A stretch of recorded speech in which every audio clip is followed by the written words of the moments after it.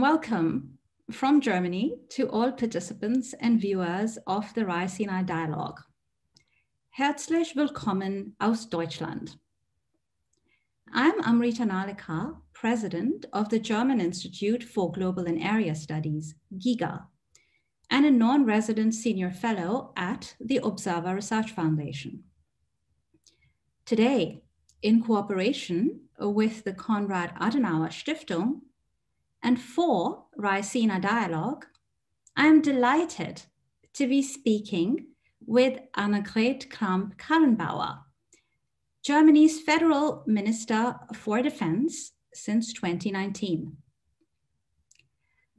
Amidst the changing balance of power, demands and expectations are high on Germany to take on more international responsibilities. This refers not only to its role in and contributions to NATO, which we hear a lot about, but it also refers to its role and contributions globally. And under Minister Kramp-Karrenbauer's leadership, we have seen Germany moving steadily and increasingly into this role. The topic of our conversation today is Europe in the Indo-Pacific.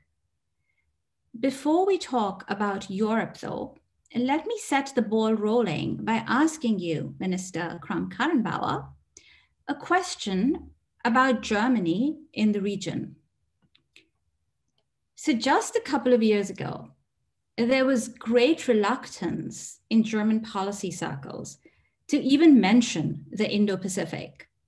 We have come a long way in just 2 years or so, with the German federal government having agreed to its policy guidelines for the Indo-Pacific region in September of last year. So let me begin by asking a seemingly naive question. What prompted the change? Over to you, Minister. First of all, thank you very much for inviting me. Thank you for giving me the opportunity to talk with you about this important region and many important security questions. There are 2 reasons from my point of view that have led to an increasing focus of the German government and others on the Indo-Pacific region. One of them is the region itself. Stood in for its economic interests, it was an important partner in trade.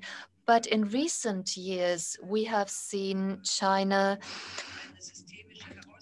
increasingly turning into a systemic challenge for us, because they have their own demands. They are seeking more power in the region and all over the world. For example, China talks about 2 anchors of their foreign policy, being non-interference in the domestic matters and state sovereignty. And if you translate that into our terms, it means that under the guise of domestic affairs, human rights issues are to be ignored. And that is a systemic challenge, especially for those countries that have a different view of the world, that have a different view of values and human rights.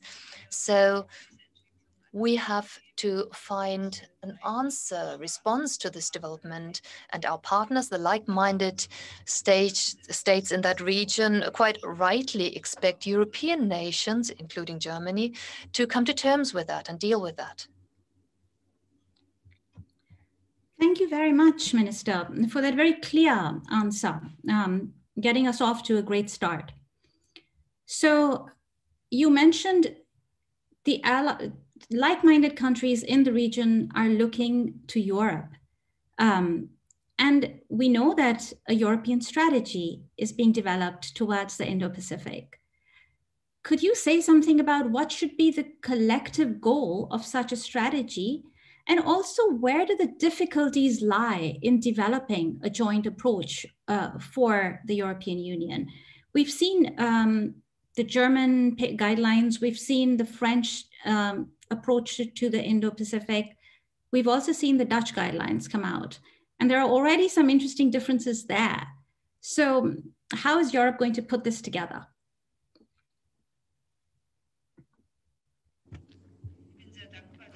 I'm very grateful for your question about the European approach, because to me it is quite clear Europe, which by the way is also the largest single market, is in this position of a systemic challenge that I mentioned, and in this confrontation between the United States and China, can only play its part if we as Europeans come up with a joint response. And you quite rightly said that, of course, any national answer, any national response must take into account that country's own traditions and circumstances. So the French answer to the Indo-Pacific region will, of course, more focus on military aspects. That has to do with the fact that France has a seat on the UN Security Council, and it is a nuclear power. So obviously the German approach will be slightly different. It is broader. It is more focused on political matters, not so much on military matters. But that is the strength of Europe. We have different approaches and we combine them to make up an overall strategy. And when we speak about systemic challenges, we talk about what the world should be like, how it should be shaped for the future. We as Europeans are a continent, a region which has learned the lesson from the past that we need multilateralism, strong multilateralism. We need rules. We need international contracts, treaties, agreements. We need freedom of trade routes. We need certain rules that take into account the various demands for regions, and that should not be settled by military means, but there should be international courts and other peaceful means. So if we want to achieve that, we must make sure we cooperate with other countries that have the same ideas, the same values. We need a network to join our interests and to set up the institutions of multilateralism and use them, not just disregard them as we saw in the case of the last US administration. We should use these instruments to make sure that this is where the debate about the future of the world takes place. Mm-hmm. Now, you mentioned, Minister, the difference in the French approach and the German approach, also in relation to military matters. And the decision by Germany to send a frigate into the Indo-Pacific region and also take a route through the South China Sea was welcomed by some NATO allies. And this might not be such a big deal if this were coming from France or the United Kingdom, but it is a big deal for Germany. So tell us why, tell us the pros and cons that you had to consider as defense minister and why you took a decision in this direction.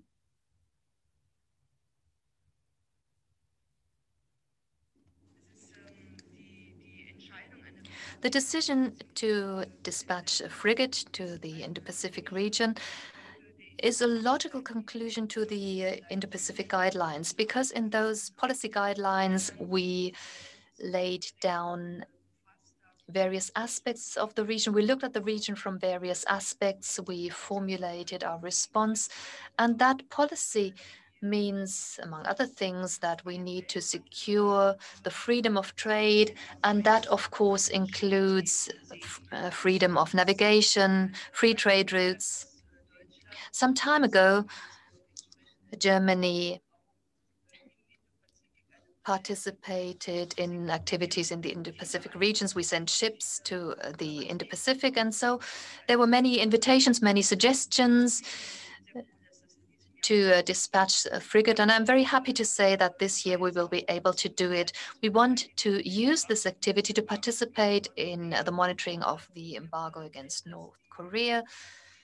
And if there's time for that, we want to call not only at the ports of like-minded countries, but also participate in joint exercises. We want to have an exchange with our partners in order to strengthen our partnership and our links. So if the schedule allows us to do so, I know that Great Britain will also have ships there at the same time. So if there is the opportunity to take part in common exercises, we will certainly do so, but the details remain to be clarified. Okay, thank you very much. That sounds absolutely fascinating, and I'm sure many of us will watch these developments with great interest.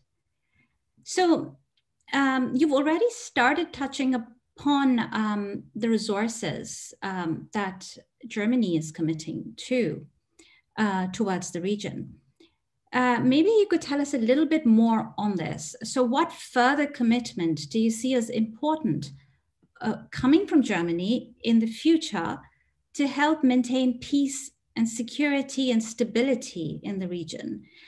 And what are the different considerations and priorities that you are weighing up in the government in terms of both domestic pressures that you face and also international expectations? What are the different pushes and pulls that you have to contend with?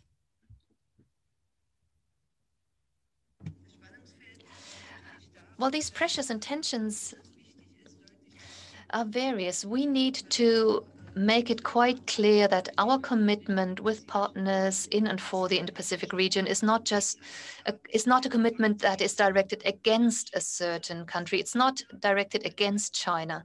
We see China as an ambivalent partner. China is an important partner when it comes to economic and trade relations, and it is certainly one of the major players in the region.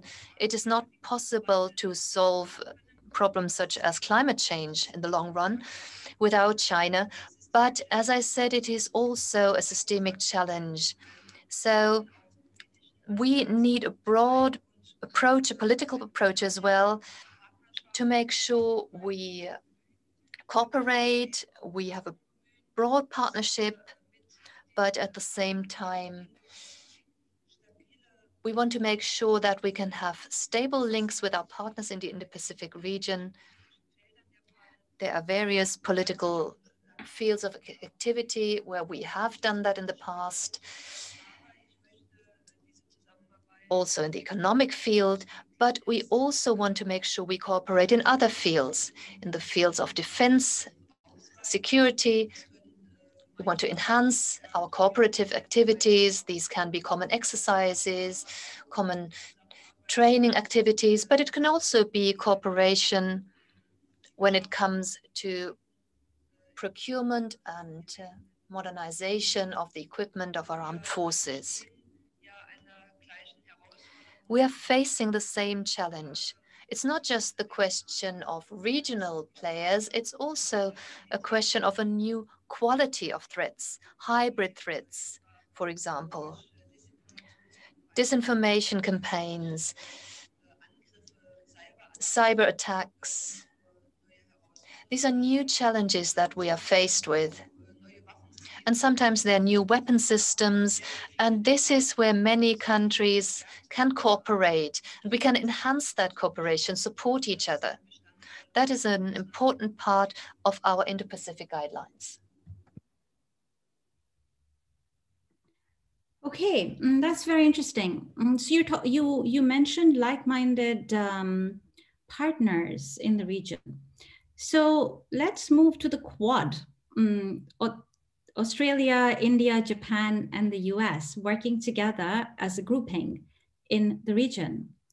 And China had shown some irritation at this development, apparently with the comment that the Quad would dissipate like sea foam.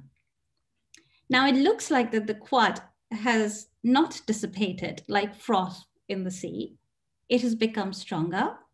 There is even talk that the United Kingdom might want to get involved. So how does Germany see the Quad as a coalition? And is there any interest in joining some of the Quad initiatives from Germany?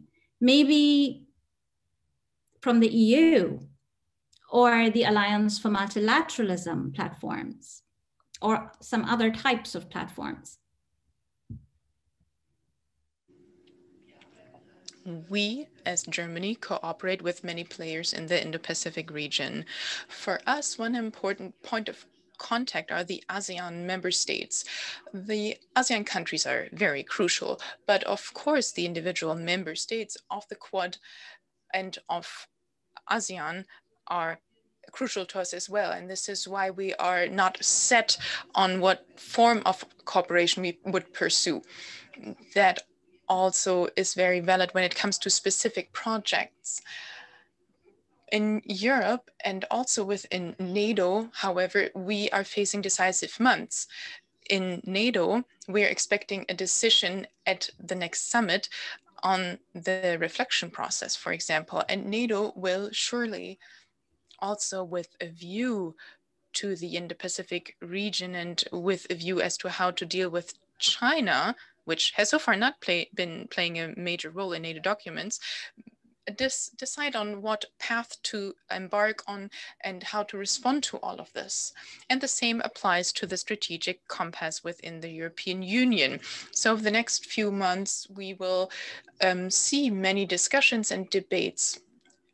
We are actors. Where are the players that we want to engage with? This is a question that will be discussed. There are many players, and also the group you mentioned plays a role for us, be it as a group or as individual member states. Okay, yeah. So, we've talked about different types of groupings that Germany works with. And also the possibility of working with various like-minded partners. And we've talked about a joint European strategy and the importance of that. But we know that member states of the European Union are very divided on how to deal with China. So for example, we have the 17+1 initiative. So, and you already started talking about NATO. So shouldn't Germany actually be doing a lot more with NATO on this issue of the Indo-Pacific? And that means not only working with NATO allies in the region, but taking perhaps a global approach to new partnerships, as Secretary General Jens Stoltenberg had proposed in a lecture at the Giga last year.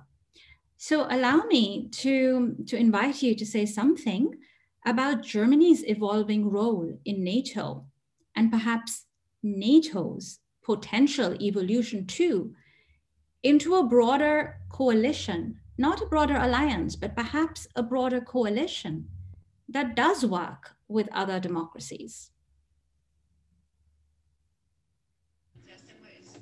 Well, first of all, NATO is, of course, a pact that was founded in the following context. It was founded in the North Atlantic context and Northern Europe context, European context.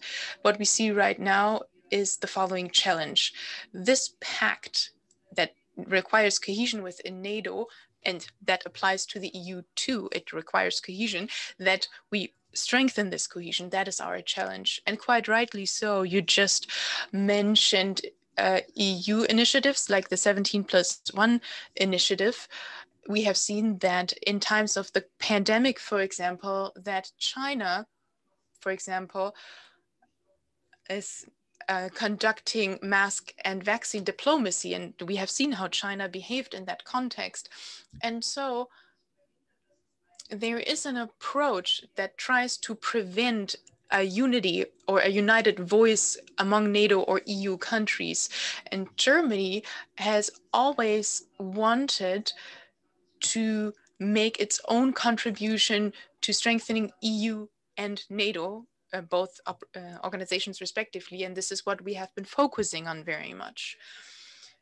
And the question as to whether we can cooperate with other partners in the region, for example, leaving or going beyond our core task within NATO, this question is very interesting. It's a very open question that is being debated within NATO, whether we're going to do that, going beyond our core task of NATO. And I can't give you a definitive answer, and I can't really predict. I don't have a crystal ball.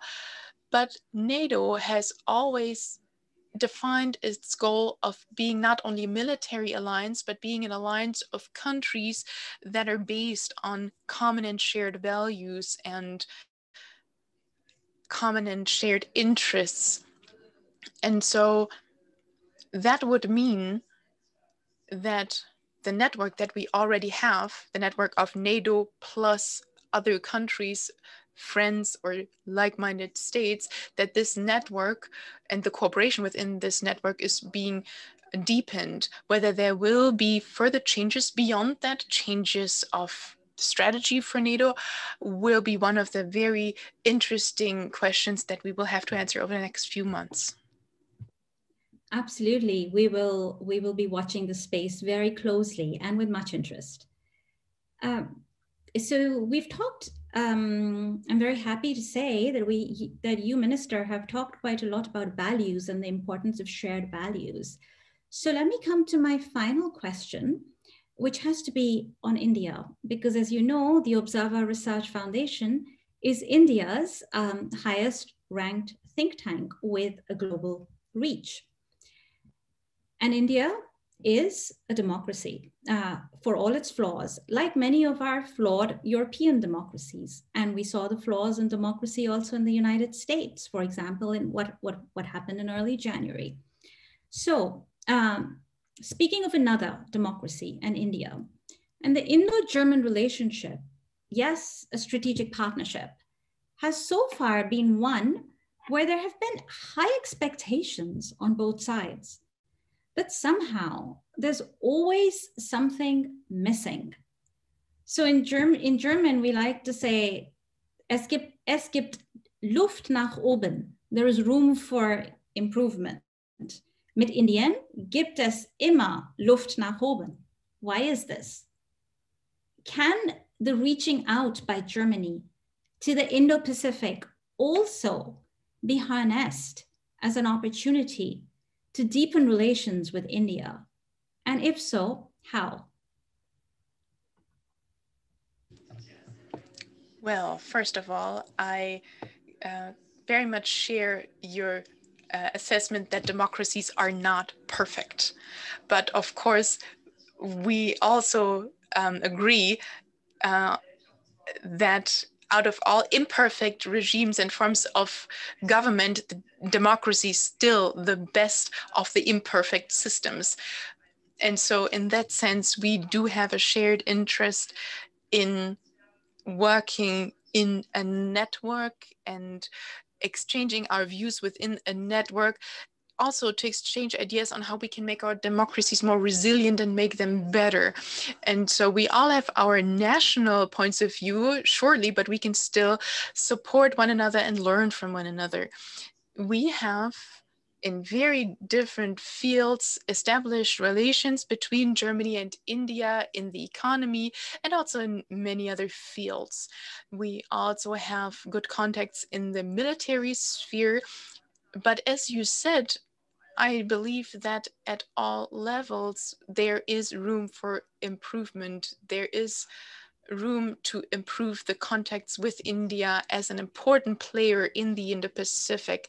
We should intensify those relations. And I do hope that there will, for example, in the future, be the opportunity to make political journeys as part of our Indo-Pacific initiative. And I also hope that once the German frigate makes its call to an Indian port, that we will have the opportunity to engage in conversation and talk to one another in order to deepen and intensify our relations and to do more than we have done in the past. Okay, so thank you, Minister, for this great exchange. We wish you much success in your important, very timely, much needed endeavors. And thank you, dear viewers. We hope you've enjoyed this session. Do tune in and join in the Raisina Dialogue.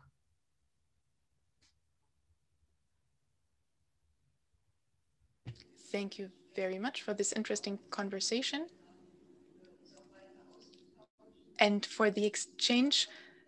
And I hope that we can continue that.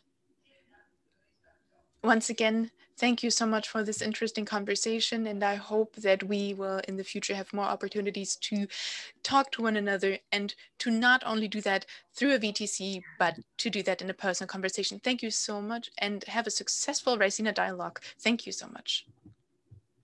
Thank you. It was a great pleasure and a great honor for us to do this. And we look forward, wir freuen uns sehr to continue the conversation.